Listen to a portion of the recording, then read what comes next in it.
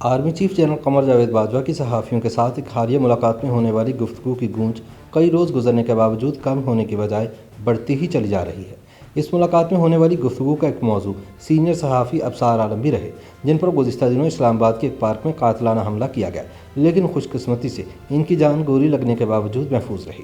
Social media پر army chief کی صحافیوں سے ملاقات کے بعد یہ خبر گرم رہی کہ جب ان سے ابصار عالم پر قاتلانہ حملہ کرنے والوں کے بارے میں پوچھا گیا تو فوج کے سربراہ نے موقف اختیار کیا کہ اس میں کوئی ایجنسی ملوث نہیں ہے، کیونکہ جب کوئی ایجنسی ایسا کام کرتی ہے تو کوئی نام و نشان نہیں چھوڑتی۔ سوشل میڈیا پر یہ بھی بتایا گیا کہ آرمی چیف نے ابصار عالم پر حملے کی مبینہ وجہ ان کی ایکسٹرا کریکولر ایکٹیویٹیز کو قرار دیا۔ تاہم اب اس مبینہ گفتگو کا جواب دیتے ہوئے جان لیوا قاتلانہ حملے میں بچ جانے والے ابصار عالم نے آرمی چیف کے اس دعوے کو جھٹلایا ہے کہ ان پر حملے میں خفیہ والوں کا ہاتھ نہیں بلکہ ان کی اپنی سرگرمیاں اس کی وجہ ہے۔ ابصار عالم نے اپنی سلسلہ وار ٹویٹس میں افسوس کا اظہار کیا کہ جنرل قمر جاوید باجوہ، جنہیں آرمی چیف لگوانے میں ان کا بھی کردار تھا، اب قاتلانہ حملے پر اظہار ہمدردی کے بجائے الٹا ان پر الزامات لگا رہے ہیں۔ یاد رہے کہ 20 اپریل سن 2021 کو اسلام آباد میں ابصار عالم ایک قاتلانہ حملے میں شدید زخمی ہو گئے تھے۔ اس واقعے کے چند روز بعد آرمی چیف کی صحافیوں کے ساتھ افطار ڈنر پر ہونے والی ملاقات کے دوران حامد میر اور ابصار عالم پر قاتلانہ حملوں کا معاملہ بھی زیر بحث آیا تھا۔ اس موضوع پر ایک سوال کے جواب میں جنرل باجوہ کا کہنا تھا کہ ابصار عالم پر حملہ کسی ایجنسی نے نہیں کروایا، کیونکہ اگر ایجنسیاں کسی کو ٹھکانے لگانا چاہیں تو پھر پتہ بھی نہیں لگتا۔ جنرل قمر جاوید باجوہ نے مبینہ طور پر صحافیوں سے یہ بھی کہا تھا کہ ابصار عالم دراصل اپنے پیشہ ورانہ امور سے ہٹ کر منفی سرگرمیوں کی وجہ سے قاتلانہ حملے کا نشانہ بنے، لیکن جنرل باجوہ کے دعوے کے برعکس صحافتی حلقوں میں یہی تاثر پایا جاتا ہے کہ ابصار عالم کو دراصل ملک کی سب سے بڑی خفیہ ایجنسی کی جانب سے ہی نشانہ بنایا گیا، کیونکہ جائے وقوع کی فوٹیجز میں بھی دیکھا جا سکتا ہے کہ ایسی وارداتوں میں استعمال ہونے والا ایک سیاہ ڈالا اور ایک ہی طرح کا لباس پہنے دو افراد ابصار عالم کی ریکی کر رہے ہیں۔ ابصار عالم پر گولی چلانے کے بعد دونوں افراد دو مختلف سمتوں میں بھاگے تاکہ یہ معلوم نہ ہو سکے کہ ان پر حملہ کس نے کیا اور پھر حملہ آور کہاں غائب ہو گئے۔ آرمی چیف کی صحافیوں سے آف دی ریکارڈ ہونے والی گفتگو کے کچھ حصے منظر عام پر آنے کے بعد ابصار عالم نے ٹویٹر پر آرمی چیف کو مخاطب کرتے ہوئے لکھا کہ جنرل صاحب، میں نے تو ابھی قاتلانہ حملے کا الزام بھی کسی پر نہیں لگایا اور آپ میرے خلاف بند کمروں میں گفتگو فرماتے ہیں،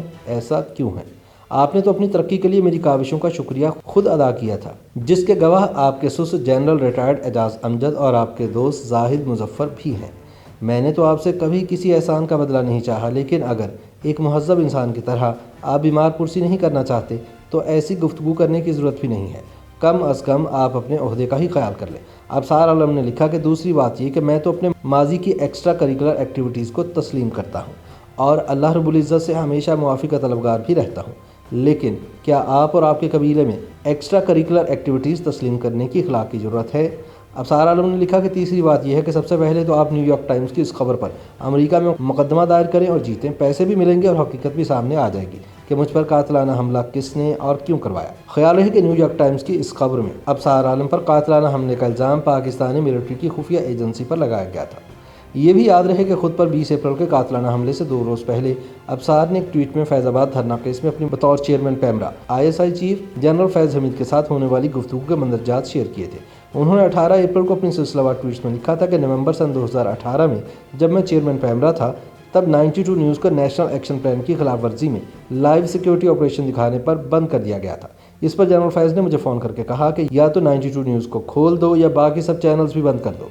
میں نے کہا کہ دونوں کام نہیں ہو سکتے۔ کچھ ہی دیر بعد وفاقی حکومت نے اپنے اختیار کے تحت تمام ٹی وی چینلز بند کرنے کا حکم نامہ بھیج دیا۔ ابصار عالم نے لکھا کہ کیا کوئی جنرل فیض حمید سے پوچھے گا کہ وہ کون سا مفاد تھا جو آگ لگانے اور بھڑکانے والے 92 نیوز کو اس وقت کھلوانا چاہتے تھے؟ انہوں نے لکھا کہ اب آپ کو سمجھ آیا کہ چینلز اور اینکرز کیسے چلتے اور بند ہوتے ہیں۔ ابصار عالم پر حملے کے بعد اس حوالے سے نیو یارک ٹائمز نے اپنی سٹوری میں لکھا تھا کہ فوج پر تنقید کرنے والے پاکستانی صحافی پر قاتلانہ حملے کی وجہ یہ ہے کہ انہوں نے ٹویٹر پر یہ انکشاف کیا تھا کہ ملک کی سب سے بڑی خفیہ ایجنسی کے موجودہ سربراہ لیفٹیننٹ جنرل فیض حمید کی جانب سے فیض آباد کے مقام پر تحریک لبیک کے دھرنے کے دوران ان پر بحیثیت پیمرا چیئرمین نون لیگ کی برسراقتدار حکومت کے خلاف میڈیا پر مخالفانہ مہم چلوانے کے لیے دباؤ ڈالا گیا تھا۔ اسی لیے ابصار عالم نے اپنی حالیہ ٹویٹس میں امریکی اخبار کے مذکورہ خبر کا حوالہ دیتے ہوئے فوجی سربراہ کو اخبار کے خلاف قانونی چارہ جوئی کا چیلنج کیا ہے۔ ابصار کے قریبی ذرائع کا کہنا ہے کہ اسٹیبلشمنٹ نے تبھی سے انہیں اپنے نشانے پر رکھا ہوا ہے۔ کچھ عرصہ قبل FIA نے ابصار کے خلاف ریاست مخالف بیانات دینے کا الزام عائد کرتے ہوئے انہیں طلبی کا سمن بھیج دیا تھا، جس کو اسلام آباد ہائی کورٹ میں چیلنج کیا گیا۔ اس سے پہلے پنجاب پولیس نے ابصار عالم کے خلاف سنگین غداری کا مقدمہ بھی درج کیا تھا، جو پچھلے برس خارج کر دیا گیا۔ تاہم اس سلسلے کا اختتام تب ہوا جب 20 اپریل کو اسلام آباد میں ابصار عالم کو گولی مار کر ختم کرنے کی کوشش کی گئی، جو ناکام رہی۔ YouTube پر گوگلی نیوز دیکھنے کے لیے youtube.com کی سرچ بار میں گوگلی نیوز TV ٹائپ کریں۔ گوگلی نیوز کے پیج پر سرخ رنگ کے سبسکرپشن والے بٹن پر کلک کرنا نہ بھولیے۔ YouTube پیج پر اپلوڈ ہونے والی ویڈیوز سے باخبر رہنے کے لیے بیل آئیکن پر کلک کیجیے۔ آپ کو ہر نئی ویڈیو کے بارے میں نوٹیفیکیشن موصول ہو جائے گا۔